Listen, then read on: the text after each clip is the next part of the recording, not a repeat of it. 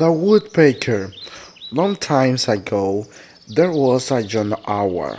He liked to fish in the nearby river. He was a great fisherman.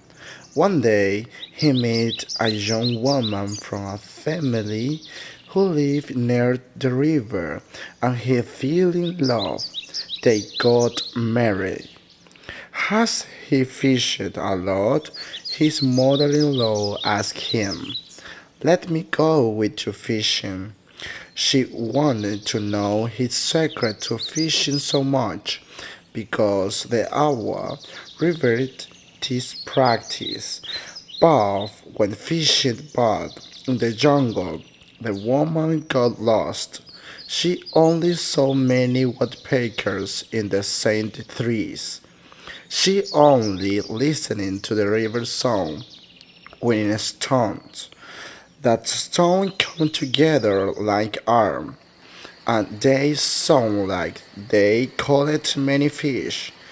The young came back with many fish, but his mother-in-law reproached him because they didn't stay together, and she also asked him to reveal his secret behind fishing too much.